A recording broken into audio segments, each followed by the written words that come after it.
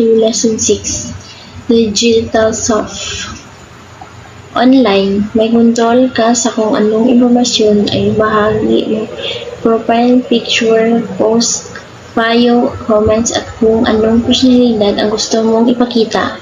Samantalang offline identity ay yung totoong ikaw kung paano ka nakikilala at nakikita sa mga tao sa personal kasama ang natural mong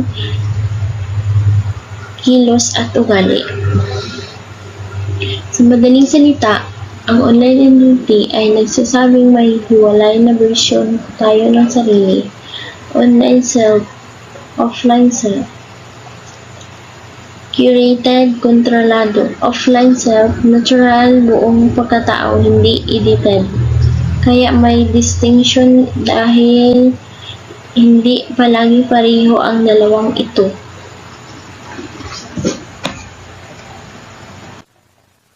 Ang contrast naman to the internet of 90s people today use social media primarily to communicate with people they know in real life contexts like homework and schools.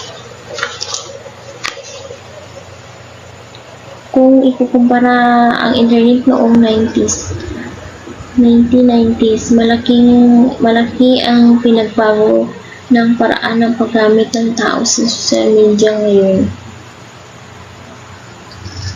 Noong 1990s, kadalasan ang mga tao ay nakikipag-ugnayan sa mga estranghero o mga taong hindi nila kilala sa totoong buhay. Halimbawa sa chat rooms, forums at early websites.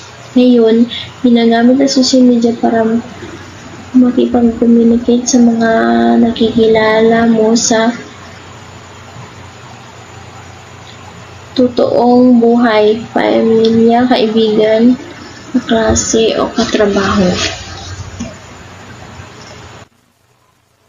Interaction involving technology.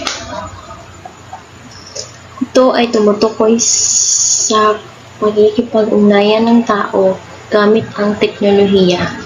Ibig sabihin, ang komunikasyon, kikipag-usap at makikipag-cooperate ay hindi lang nangyayari ng harap-harapan, rin sa tulong ng device apps at digital platforms. Mga halimbawa ng interaction involving technology, communication, makikipag-usap, pagsisend ng message sa messenger, SMS or email,